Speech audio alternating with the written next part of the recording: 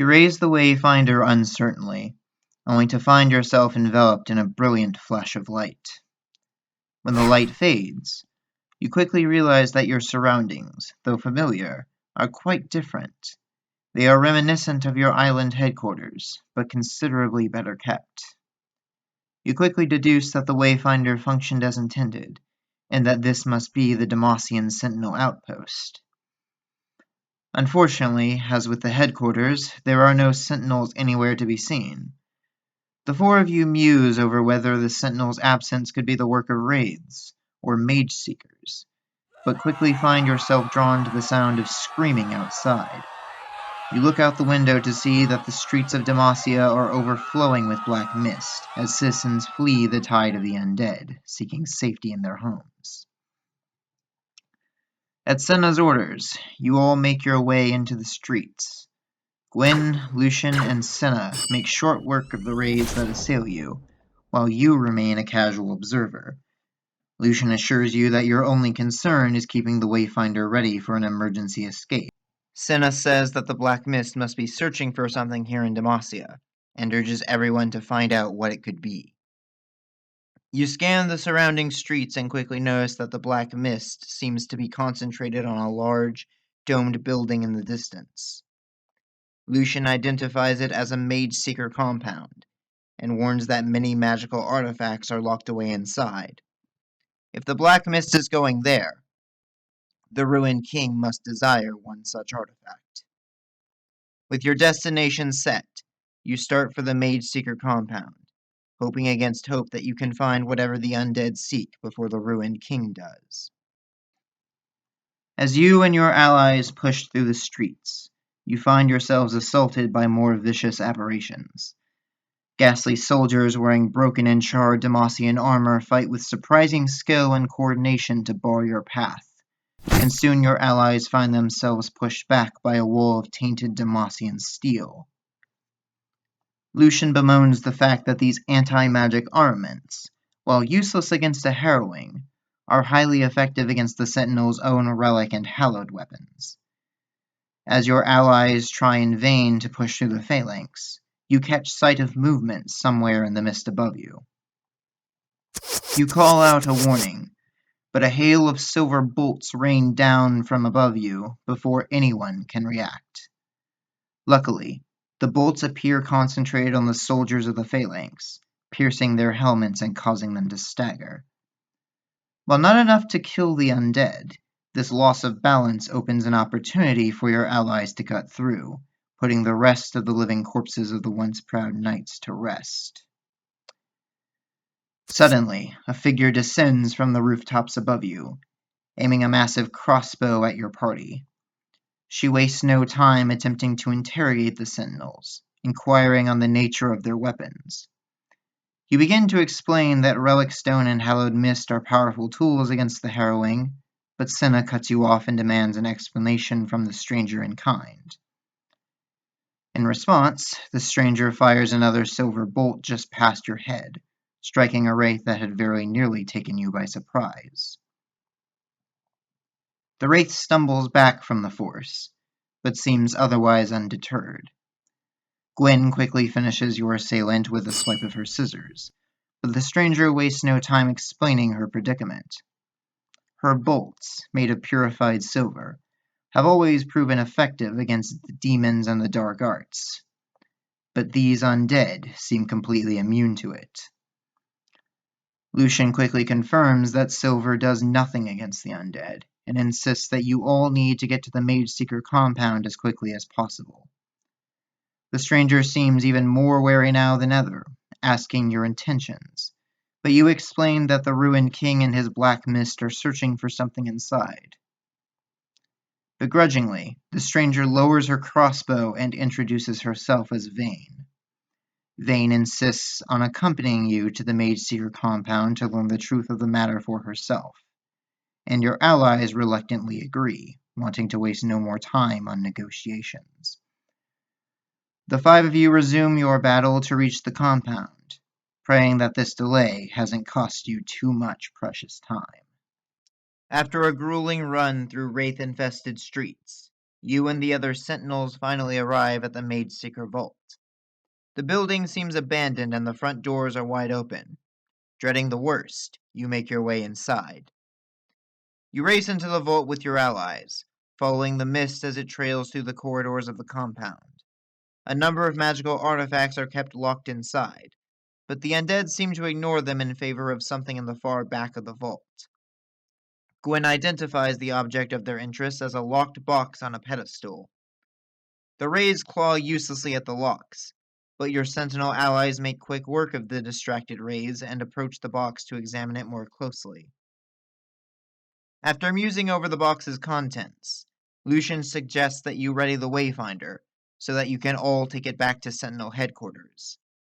Just then, a gaunt figure behind you raises his objection, causing everyone to turn back toward the entrance. The man in question is adorned in the remnants of blackened armor, and boasts a ghastly crown atop his head. He clutches a great glowing sword in one hand, while black mist pours from a wound in his chest. Your heart sinks as Lucian confirms your suspicion, that this man is Viego, the ruined king himself.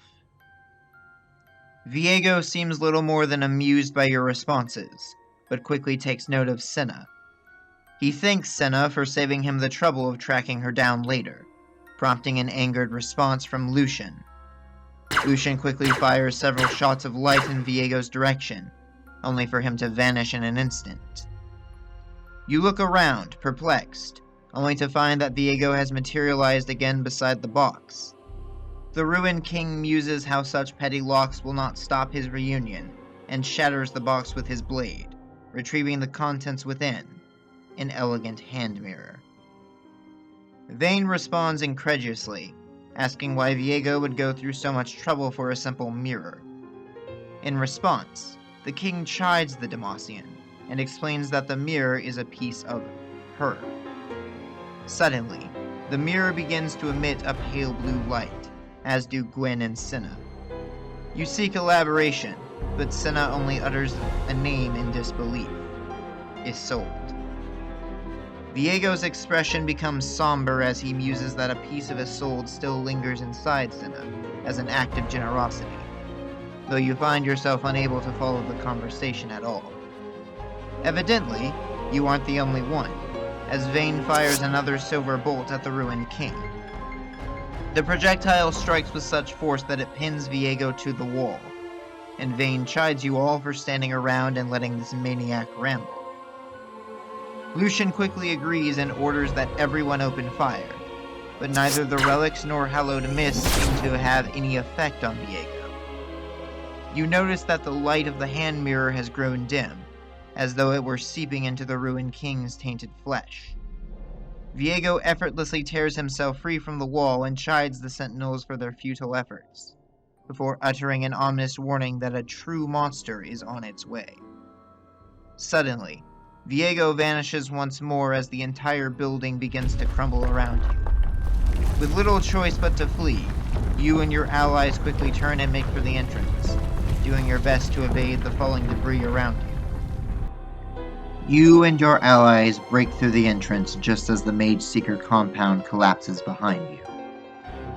You breathe a sigh of relief at having narrowly escaped, but an inhuman cry of fury above you quickly shatters your sense of calm. Suddenly, a massive winged beast alights atop the ruins of the Mage Seeker compound, stirring the air with another roar. You express your shock and horror that the ruined king has apparently acquired a pet dragon, to which Vane responds that this is no ordinary dragon. She addresses the beast directly as Shyvana, commenting that the half-dragon appears to have shown her true colors at last. Shyvana responds that she is merely embracing the role Demacians see fit for her to play, before unleashing a massive burst of green flame in your direction. The force of the blast sends you tumbling down to the streets below. Your vision blurs and your body flares with pain. You're uncertain how much time has passed before you hear a voice calling out to you, dragging you back from the edge of unconsciousness. As your vision clears, you notice a blonde figure in crimson armor standing over you, and allow him to help you to your feet. The man introduces himself as Jarek of the Dragon Guard, and you in turn introduce yourself as a Sentinel of Light. Jarek seems surprised by this, but quickly deduces that you must be part of the group engaging the beast atop the wall. Sure enough, you can hear the sound of battle atop the wall from which you just fell. Jarek quickly explains that her name is Shyvana, and that she, too, is a member of the Dragon Guard. You question how such a thing is possible, of course, but Jarek assures you that Shyvana is a close friend and ally, both to himself and the King of Demacia. He insists that her current actions here are the result of the Black Mist's influence, and pleads with you not to strike her down. Though hesitant, the sincerity of Jarek's request moves you to agree. You promise to try and convince your allies not to kill Shyvana, though make no guarantees that they'll listen. Jarek thanks you as you rush back into the fray, using a nearby ladder to scale the wall and reconvene with your allies.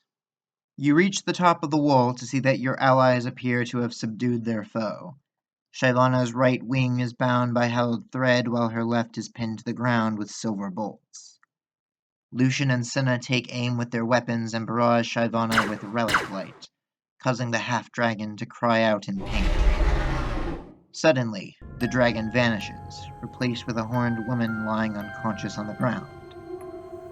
Vayne steps ominously towards Shyvana's battered form and points a silver bolt down at her chest. Before she can fire a killing blow, however, you call out in protest, pleading for Vayne to stop. Vayne looks at you incredulously, acknowledging that while not truly undead, Shyvana is still a monster wearing the guise of a person. You argue that Shyvana is a person, and question if Vayne isn't a heartless monster herself. The Night Huntress glares at you, warning you to choose your next words carefully before Senna suddenly intervenes. She confirms Vayne's suspicion that Shyvana is not undead, merely possessed by the ruined king's influence. At this, Gwen ponders aloud where Viego disappeared to, and Lucian bemoans the fact that he appears to have gotten away.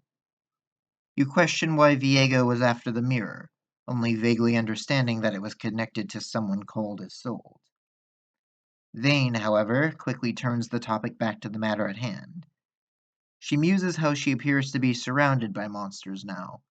A half-dragon, a woman with someone else's soul inside her, and what appears to be some form of living doll with giant scissors. In response, you ask Vayne if everyone is a monster to her. Vayne falls silent for a moment before asking what you intend to do with the unconscious Shyvana. Just then, a familiar voice speaks up behind you. You turn and see Jarek approaching. The Dragon Guard Knight insists that he and his allies will keep Shyvana contained for the time being, as is their authority to do. Vayne reluctantly steps aside, her dissatisfaction evident as Jarek lifts the unconscious half-dragon into his arms and walks away, thanking you for your assistance. Once he's gone, you and your allies ponder your next move, to which Lucian responds that of course you're going after the ruined king again. Senna intervenes, however, that you need more help to do so, and Vayne seems to take notice of this.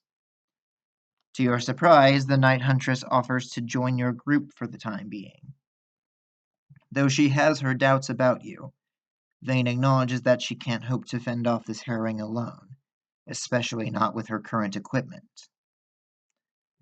Lucian and Senna seem hesitant, but acknowledge Vayne's skill as a possible asset, and their own desperation for new allies. Thus, at Senna's orders, you raise the Wayfinder and allow its light to transport you and your allies back to headquarters.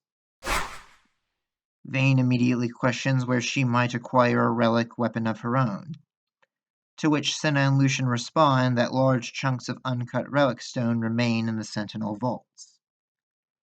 Gwen agrees to try her hand at fashioning the stone into a weapon suiting Vayne's tastes, and even offers to assist in stitching her a new wardrobe.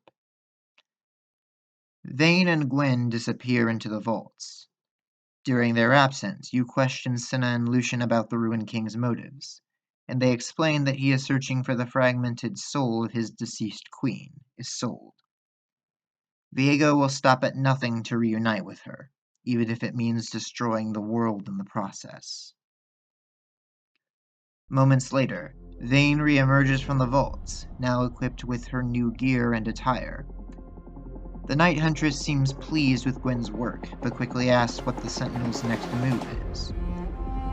In response, Senna directs her attention back to the map, noting the locations where the black mist is growing strongest. One place, in particular, seems to catch her interest. At Senna's orders, you ready the Wayfinder again, preparing to depart to your next destination, Freljord.